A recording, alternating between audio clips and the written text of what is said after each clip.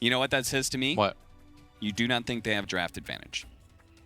I mean, compared to game 1, right? You didn't say, I could see Gambit winning. You said, I think they've actually got a better draft. Game 1 I thought was like maybe even like 65-35 as a draft. Yeah.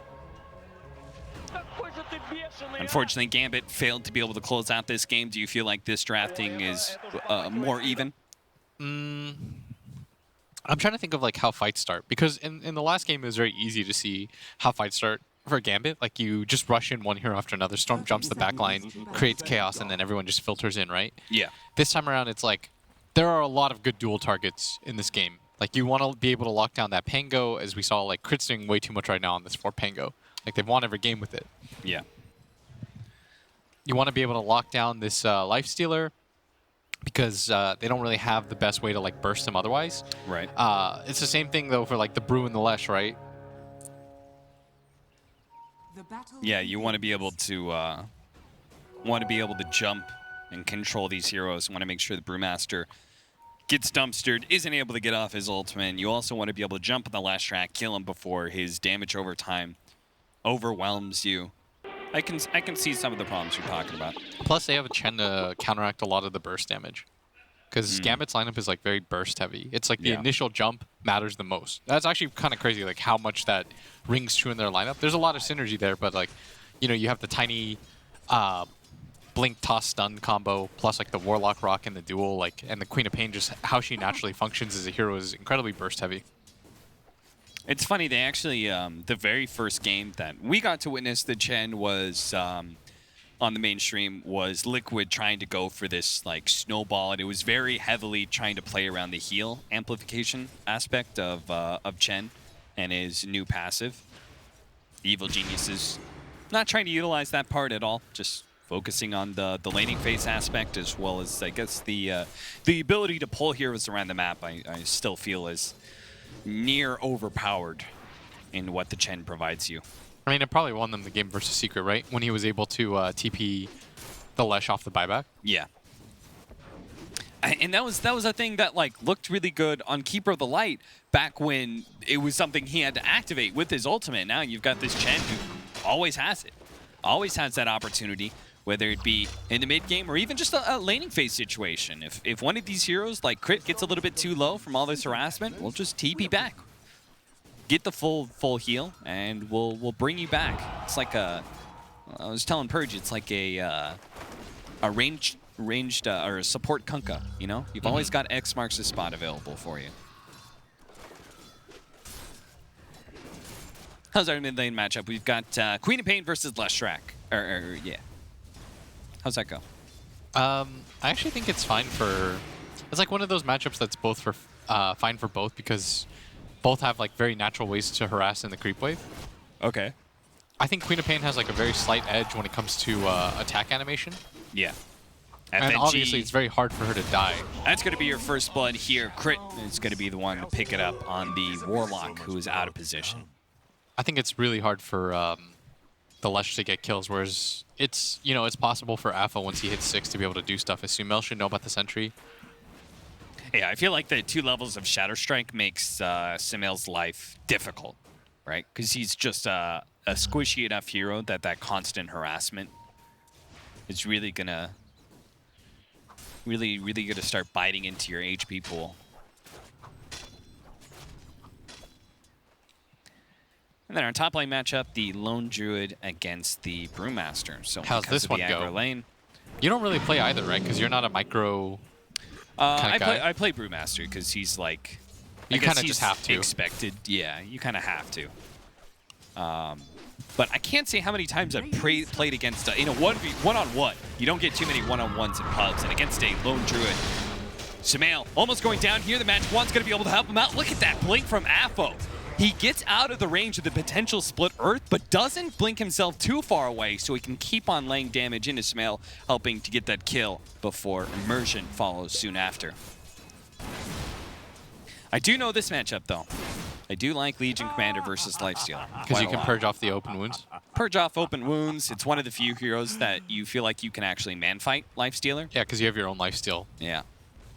And you actually beat him out in that regard.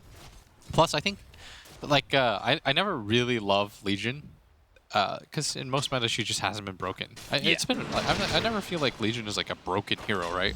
The last time she was broken was because 7.0 was a broken offlane patch, and that was you had a shrine available at 0 minutes. She has just a really cool attack animation. Like, it feels really good to last hit with Legion, I feel. Yeah. Try to go for Afterlight, but at the same time, S4 is being dove here. Trying to eat through the trees. Looks like he may have got a little bit of problems there. Gets tossed and way into his doom. And it looks like the Legion Commander was TP'd out. TP'd out successfully out of that bottom lane engagement. But that does mean they're probably going to have to give up on the 5-minute bounty runes. They're going to be spawning here in 15 seconds at bottom. Sumail's got to be careful every time like he pushes onto the high ground like that. Like, that's where Queen of Pain's like bread and butter is when you're on her side of the hill. As top lane immersion, there should be a kill onto him. Especially with the lucky shot proc, slowing him down. S4 will finish him off, and that means both bounties are going to go their way there. And Evil Genius has already controlled the bottom lane by forcing the Legion Commander back. That is 4 bounty runes. That's a tower bounty right there. That's a tower right there. That's as you see already, 1,000 gold. 1,000 gold. That's a lot. Yeah. 200 a person. Yeah, it is a tower. Yeah. I like the way that you put that. Now it's like in my head.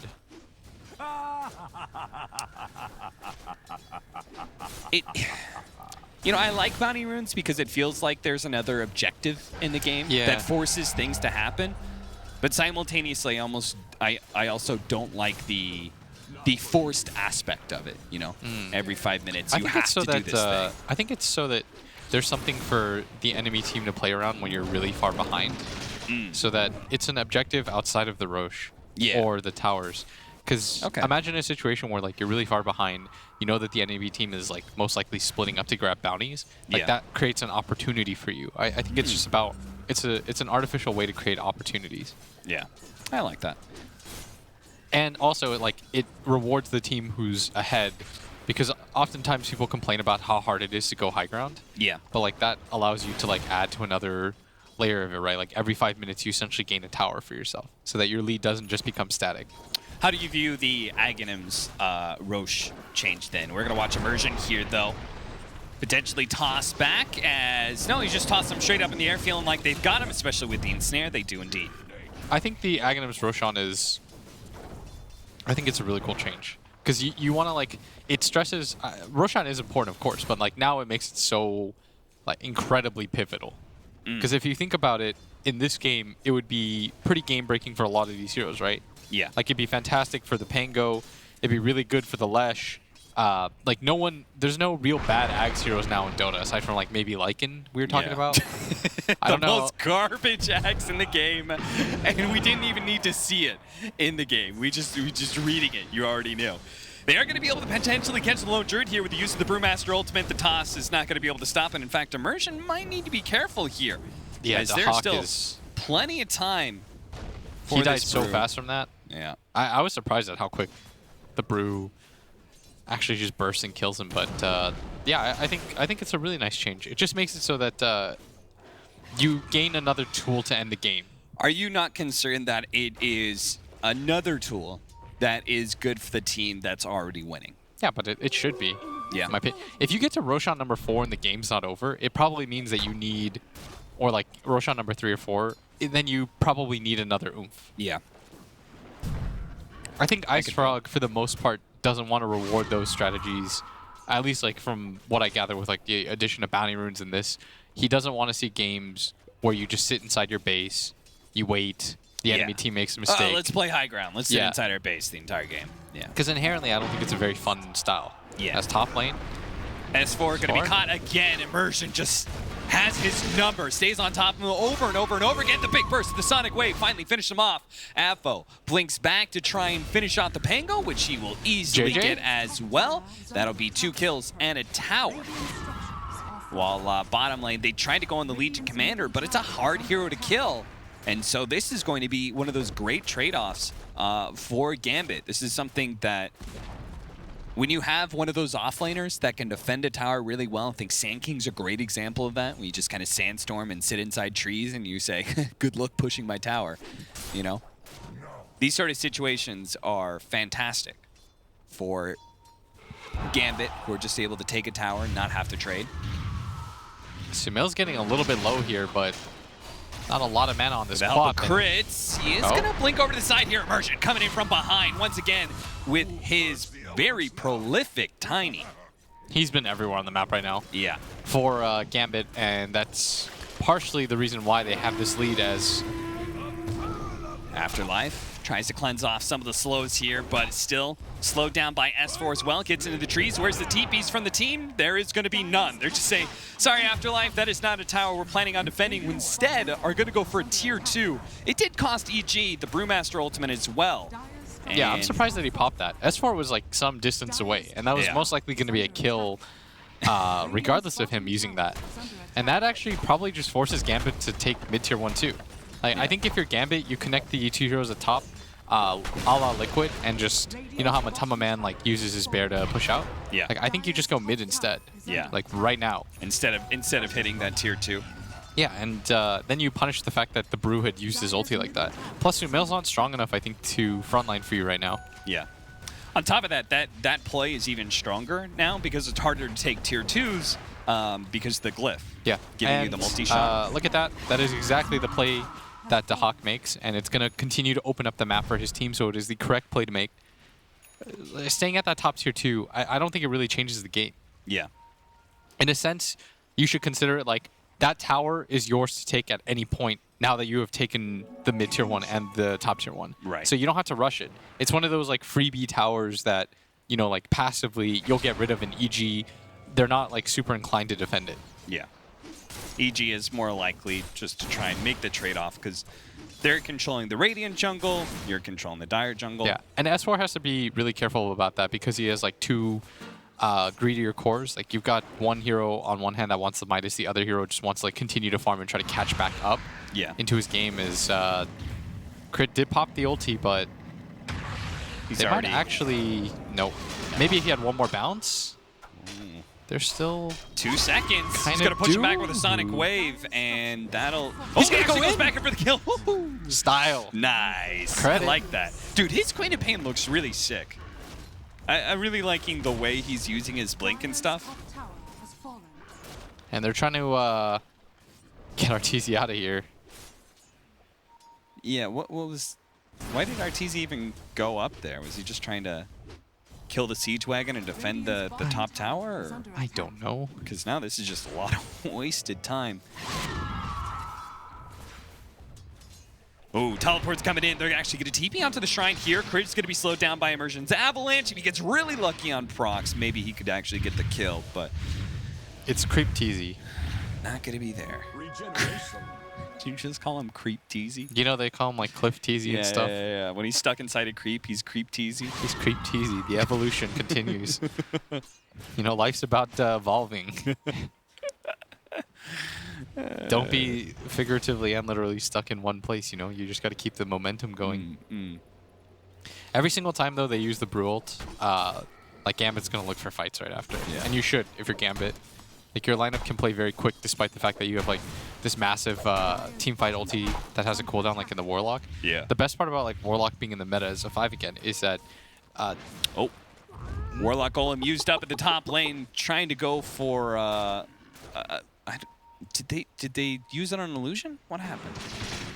I don't know, but he's Did dead now. Arteezy just TP out or something? I don't know what happened, but FNG. Oh, I think Arteezy TP'd out, and he tried to cancel it with the Golem, and maybe he was too late. I see. Something like that happened. Well, now it just cost him his life. and And the Golem. that's whatever. No, a 5-position Warlock. You don't care that much. It's not the same kind of restrictions applied to him as the 3-position Brewmaster. Yeah, exactly. Like, they can still fight with their Queen of Pain, stuff like that. I think Quap went for Orchid, by the way. But there's already a Yule Scepter on the Lesh. Okay. And, I mean, I guess it hard counters Brew, and it's quite nice against Super good Lifestealer. against Pango as well. Yeah, and Lifestealer. Yeah. It's actually good against everybody but the Lesh right now. Yeah. I think those are your 2 biggest like team fight threats. Mhm. Is if you could take the Pango or the Brewmaster out of the equation right away. That's pretty hype. They need to be able to, Immersion's just kind of... S4 is pretty far out here. He does have the primal split. That's what is 4 Dahak levels wants of to be able Edict. to force out of him. They're going to do something about this as... They're trying to clear through the Afterlife. creeps right now, but who's going to go over and challenge Sumail on this right-hand side? Afterlife doesn't feel super good about it. They should fight this, I think. They're tiny as a TP2. I don't think this is a tower that you give up for free. What is Immersion doing here? He's farming up. I guess he's just taking the opportunity to try and get some Blink Dagger gold, but Okay, this does mean this tier 1's going to fall. and Sumail's just pressing forward now as Now the Rolling Crit. Thunder's going to come out as well. They're going to be able to catch the Warlock here on the side. Big nuke comes out from the Legion Commander, but certainly not something they can actually activate a team fight off of. And there's an Arcane Rune on the Brewmaster too. Seems like they're a little bit loath to take that engagement. Yeah, I can kind of see why, without Blink on Tiny and Legion Commander also not being like super online. The Lone Druid's not super online yet either. Without, well, what is he building actually? Because it doesn't look like Radiance on the Lone Druid. That's a very nice nuke from Afterlife, but Oh, it is. He is going. Oh no, that's Lifestealer going Radiance. So our Lone Druid is going a Midas into what, Maelstrom build? yeah. Okay. No, he So doesn't have Midas. He went Mask of Menace. Oh, okay, Mask of Menace, sorry. It makes sense, right? Like Radiance isn't fantastic against Brew plus Lifestealer. Yeah. And like even Pango, like all of his attack damage doesn't really care too much. Okay. Like if you thought about it, like it's not that good against any of them. Whereas like the Maelstrom's good against the creeps, plus like the stuff on the ground. Attack speed's always nice against. So is that the other big timing? Like, do you feel like the Lone Druid is online and you can fight with him once he has Maelstrom? I mean, he's got it right now, right? Yeah. So Gambit should be looking for engagements right now? Or do you think they're cool with just kind of like continuing to farm, continuing to scale? I'm not sure. I think they really want this Blink on Afterlife, but Yeah. top lane, S4, gonna just pop the ulti, and this might just be a kill instead. Yeah, they had that set up where if they got the duel, if they got, you know, a bit of damage, they can try and burst him down with the Queen of Pain and get a duel win. But unfortunately, it's going to be Afterlife who misses his timing. There is still plenty of Gamut heroes here. They're going to throw out the golem from FNG, trying to slow him down. Afterlife is getting away now. Sumail coming in, cutting through the corners, is going to be able to find FNG, but the cores of Gambit do manage to get out, even if FNG and his golem both They might die think about here. re-engaging here. Yeah, they've used a lot. No primal split. Okay, they were trying to set up the toss into the duel, but EG smartly just going to back out. No way they win a fight, I think, without their Brew or Pingo ulti. Yeah. And now there's going to be I mean, next team fight, there's going to be Radiance now. So Gambit have been kind of loath to fully take a fight against EG, and once the Radiance is up, I can't imagine they're going to get any more confident about it. They are farming well, though. It's not like they're falling behind. It's 7-8, only a 1,000 net worth lead for Evil Geniuses right now. Yeah, they're about to pick up the dual blinks too, Yeah. which will be pretty huge for them to actually be able to start fights. Like if you can get a blink duel onto Sumail, he just dies. Like being able to get Yules off or anything like that. And then the fight becomes a lot easier because I think you get rid of a large portion of the damage from EG. Yeah, I think same thing for Lifestealer, right? It's like when he goes this Radiance first build, he is relatively squishy if you can catch him without rage. They're smoked up like right before their blink dagger timings, which is just a little bit curious. And Arteezy's actually going to walk up the cliff. And their smoke's going to break, but Smoke's going to break in from behind. Are they going to turn around? No, they're just going to keep running forward here and go straight for Sumail. They have him with the Orchid. Yule sceptered up, and Immersion's going to be able to drop the Avalanche on top of that with the Sonic Wave, and there goes Sumail. He's already dead. A Rolling Thunder on through is going to be really well set up. He's going to be able to land on top multiple heroes, but S4 is already dead, and that means there's no more damage, no more team fight to follow up that big control from Crit, and Gambit can look for that kill as well, as now he's going to be Orchided up. That comes off cooldown. See if they can burst him down. The Orchid market, and the toss in from the Bears. That's going to be good enough. Also buyback from S4. He's going to try and kill that lone Druid. A buyback from S4 with the Primal Split activated here. He's going to try and catch some heroes feeling like Gambit have overextended themselves. He's not killing this Legion. But if all he gets is a Legion Commander, he may not even get that much. It's going to feel pretty bad. He needs another round of Tornado and get the Lifestealer here close enough. But now he's gotten back into his regular form, and he's going to be able to slow him down with a Thunderclap. Arteezy's almost closed that distance for the open wounds, and they do have him dead. But it was hefty cost. A buyback from S4, Primal Split being used as well just to try and cobble together some sort of trade-off after a nasty team fight. And again, it all starts with the fact that once they catch Sumail like that, when he uses the defensive Yules, he dies so quickly from there. And Afterlife, and you could see he was going for the duel on Sumail, but Sumail actually died fast enough that he was like, great, I can use it on S4 instead. He didn't get the damage from that, by the way. Oh, he didn't? Yeah. Oh. Oh, big golem The gonna rock. be laid out here with Apo having a double damage rune. This is looking pretty good for themselves. Crit does manage to roll in and finish off the Tiny. Actually hit some backline heroes as well. Apo is gonna be hit again as Crit continues to control them up, and long as Arteezy can deal out the damage, he kills the support, but Apo is able to blink himself away. A 2-for-1 exchange with Sumail just barely living. Oh no, now they've got a duel with an Orchid on top of that. Arteezy's dropping fast and he will fall. Winner for Afterlife, his first win. And it all starts because they have the vision right here with this ward. Arteezy thought he was completely fine. Probably just thinks like, okay, they just disengaged. The Queen of Pain was kind of low, but the ward spots him come back in. They're going to get the easy kill as a result of that little bit of greed. And nice turnaround from Gambit as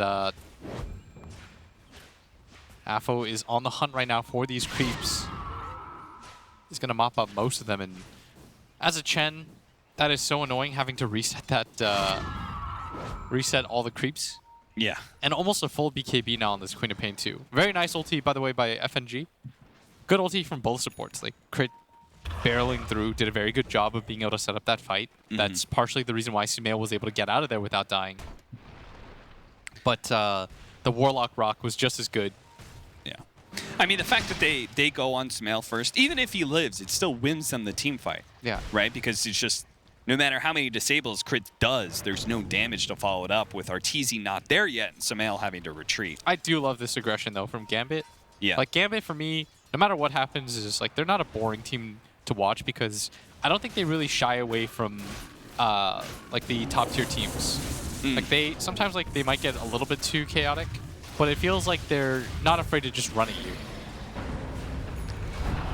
Trying to run down Sumail here, forcing him to Yules himself. That's long enough for EG to get here. They are going to be able to get the duel. The Sonic Wave to try and finish him off. The Primal Split is trying to help out Sumail, but it's not enough to be able to save him. He ends up falling. Evil Geniuses may still try and take the fight, though. They're controlling up the Queen of Pain, but she was standing and fighting as long as possible. Arteezy comes in from the side, sees Immersion's a little bit low. It's going to be helped out by the Legion Commander, but there's a stun from S4's Earth Panda. Now going for Afu. Managed to blink himself away. Immediate root onto this Lifestealer. The rest of the Evil Geniuses provide him an out. S4 allows him to be infested and will be able to bring Arteezy out of that. Another good fight for Gambit. Again, forcing it onto Sumail and getting that damage dealer out of the equation almost immediately. The Yules is nice as a defensive item, but like when you have a Yules on a hero that has some sort of escape right after, it feels even better. But Lesh, you know, he's not particularly fast. Yeah. He doesn't deal enough damage right now to deter anybody from going on him. So as soon as he has to pop that defensive Yules, Gambit just filter all in. One by one, just go. It also feels like Evil Geniuses is always so separated from Sumail that 2.5 second window is not enough for them to actually get in position. Yeah, I mean, it's also that Sumail's like, it goes both ways. Like, they're too far, but also Sumail's too far ahead of them. Yeah. As they're going to pop. Oh, they're going to drop the rock here and turn and fight. They're going to be able to get a duel onto the back line. Can they blow up this Brewmaster in time? They're losing all the damage because of Chris Rolling Thunder is controlling up the Queen of Pain, who had that double damage rune. The toss over is going to be able to do a lot of damage with the help of the bear. Evil Geniuses, though, now they've got 2 dead, no Sonic Wave. They know the Gambit is running out of spells here. They're going to try and chase down whoever they can. And Apo just uses Blink. 2 seconds up for the Blink. Toss over from Immersion. Is that enough time? It's not. He ends up burned out from the Radiance. And now Immersion will get caught by Sumail as well. Evil Geniuses, they finally win a fight. He needed to duel the Lesh. Yeah. Like, going in for any other target right there, spells doom. Great. I mean, he had so many good Rolling Thunders. This was another great one that did manage to just control the heroes long enough that they didn't get any damage out on this Brewmaster. There's not really like a better dual target than Sumail. Yeah. I guess crit if you can get him before the ulti, but like Arteezy's so tanky.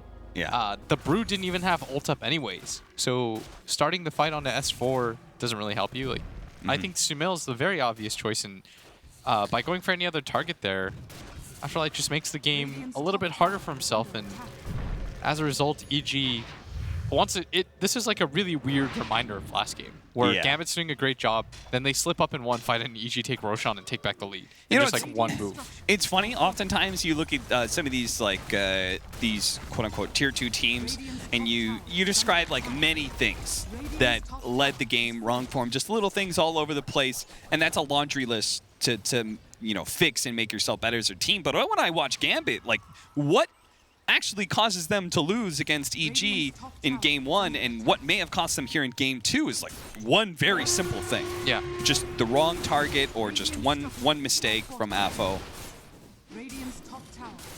So you're right. I like watching this team a lot because it always feels like they can take it to these tier 1 teams. Afterlife maybe going to be out of position here. He's going to be caught by Evil Geniuses, who pulls in Arteezy with the Chen to help get the kill on the Legion Commander.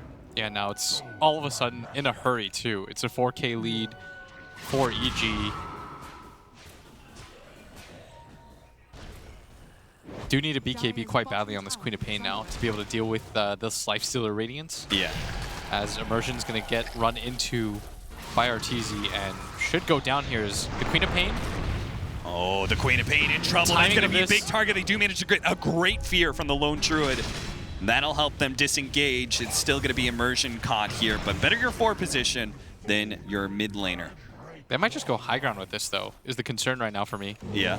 I guess they don't have Brew ulti, so they might be a little bit more hesitant, nor do they quite have the Pang ulti available either. So there is also the very scary Blink Dagger initiation. If Tiny comes back up, his high ground defense with Legion Commander is going to be pretty tough. They do manage to get the Orchid onto Lifestealer. The follow-up Avalanche doesn't get the toss, so the Rage goes out from Arteezy, and that is now trouble as the Lone Druid Bear is going to die. AFO. It's going to resummon it, and the Rock over the top. The Rock over the top. Sumail dropping low. They might be able to burst him down with a BKB activated Sonic Wave, and that is enough. 60 seconds down. Now they manage to get the Avalanche onto Crit, unable to finish off his Rolling Thunder, but now the Queen of Pain is dead. Here comes a big jump in from the duel, but there's no follow-up as again the Rolling Thunder stopping all the damage as the Legion Commander jumps in. A triple kill for Arteezy will finish that team fight. Fly as just Evil won a Geniuses. That's, did he really? Yeah, that's the feels bad moment. Oh, that definitely feels bad. As you said, EG could have gone high ground maybe. Now they definitely will after a second one-team fight. And that was all without the Brew split, too. Yeah. That's how comfortably far ahead they are. AFO had the BKB, but just got right-clicked down. And now an AC as well on the Lifestealer with the Greaves. Feels like Gambit's just crumbling. Like, I don't know what that duel was. After the Queen of Pain is dead, you know? He wanted Fly to have 18 more damage. Whoa! They're just going to call it. Are you serious? They had all their tier 2s, but it looks like they're just done. Do you think they were that far out of the game? Kind of, but I mean, it's a bit surprising because they still have their tier 2s, and it's not like EG's just going to go for the throne there. Yeah, like what would you give that game? Like, percentage-wise? 80-20? 90-10? Worse than that. Probably 90-10. 90-10? Realistically, but...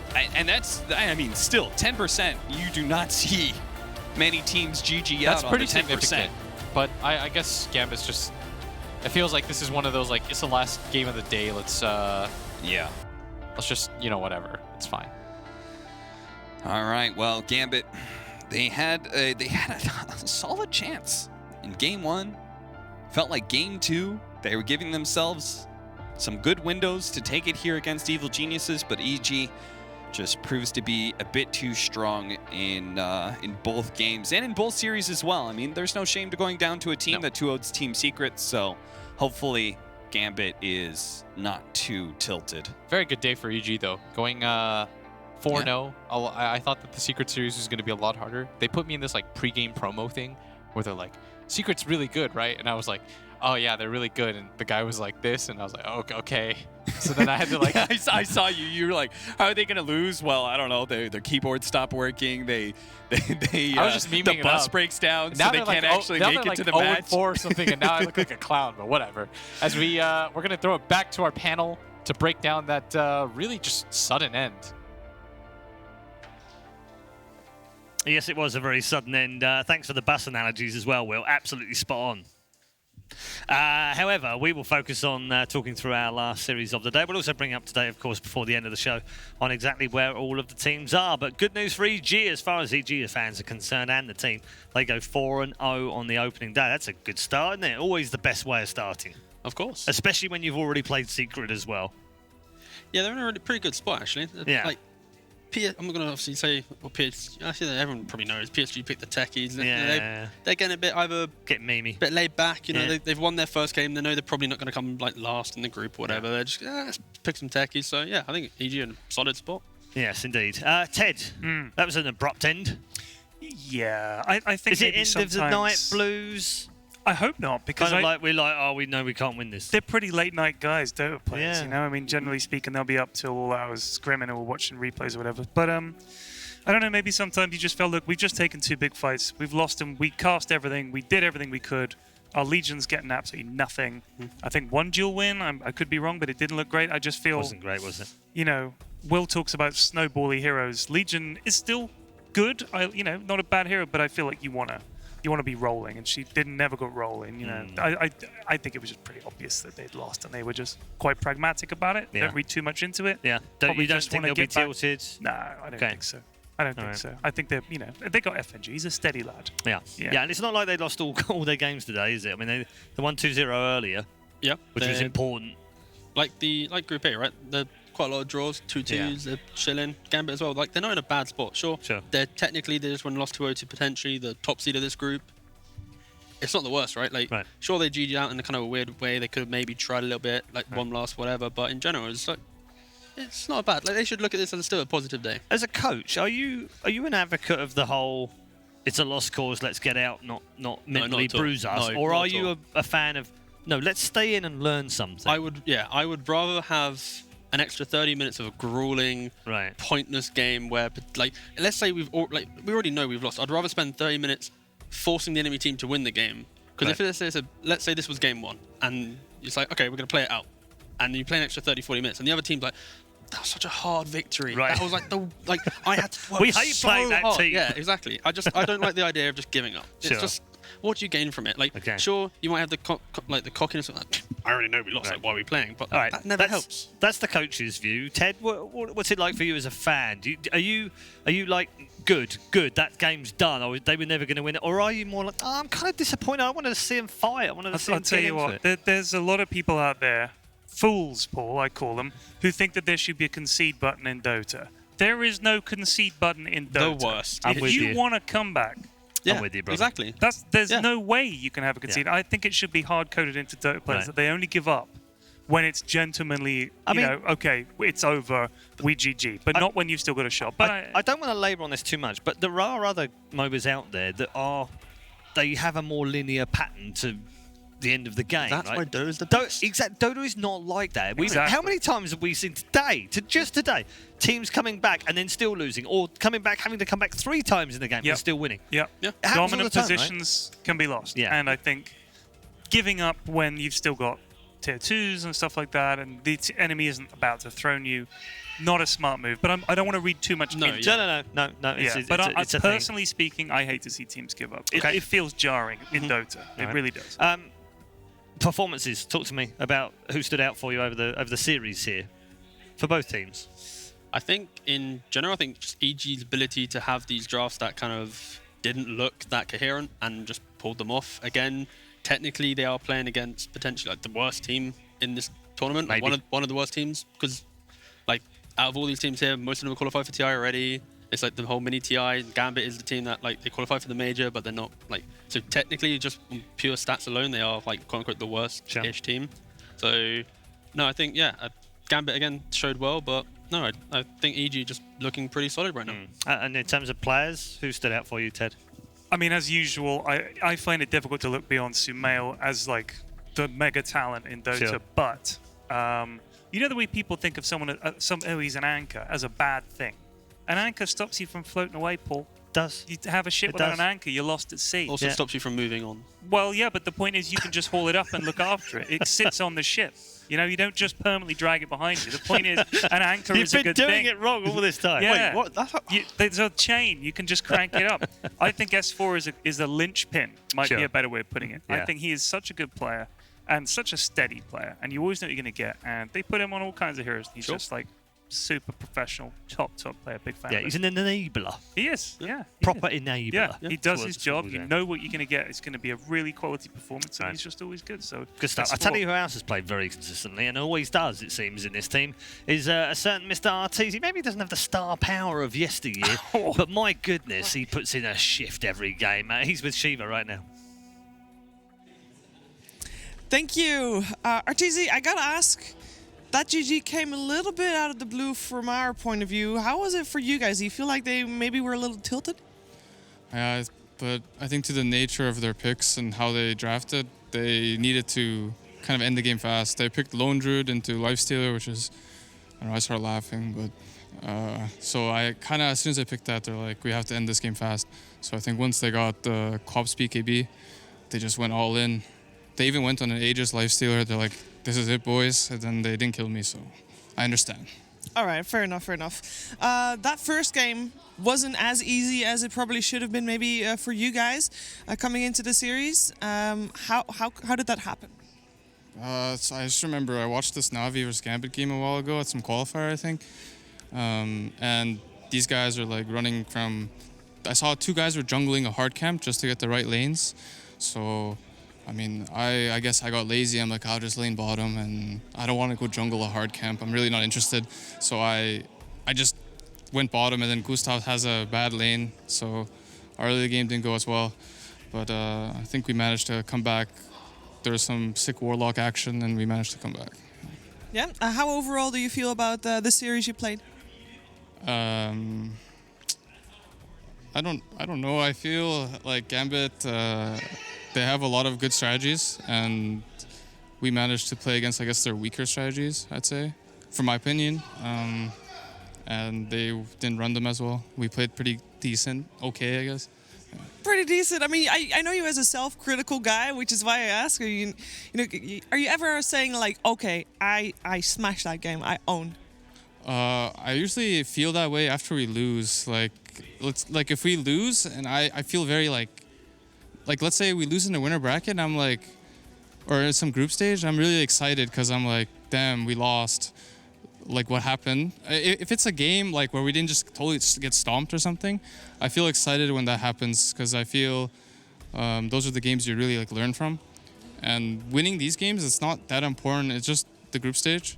So we're kind of just picking random stuff, and we didn't even play that much of this patch, so no one really knows what's good.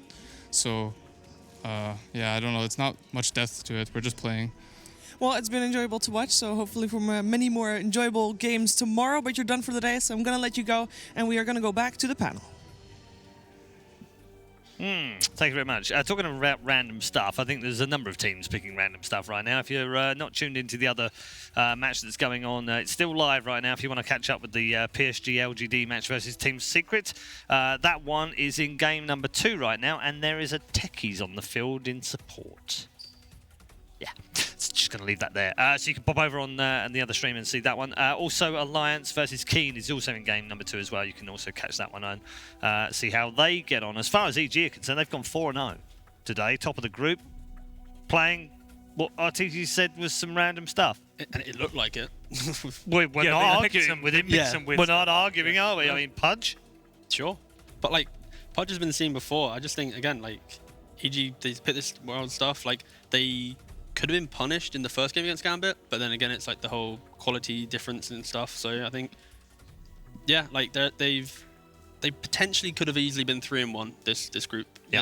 After today, Yeah. sorry. So sure they are 4-0, but I think they need to make sure that tomorrow they aren't as kind of laid back, because sure, after one day you're gonna have all these games to learn from, and teams aren't gonna be as a pushover today. You're not going to be able to pick these disconnected drafts and then just still play because you're just a better team. Like, tomorrow, teams should have a better understanding, for sure. Okay, we're going to talk about the two groups today, Ted. We'll start off with Group A. OG are 3-1, Vici 2-2, TNC 2-2, Team Liquid 2-2, Ninjas in Pajamas 2-2, and Forward Gaming 1-3. So still very even in that group. It is, and that's what you want, I think. I mean, although the teams definitely don't want that. No. As a viewer, I want to see nice even groups at the end of day one. Hopefully even pretty close at the end of day two, because you want tension and drama. You don't want these guys are out, they're just playing whatever. Yeah, these guys are through, they're dicking around. You want it close. So in the other group, Evil Geniuses are 4-0 right now.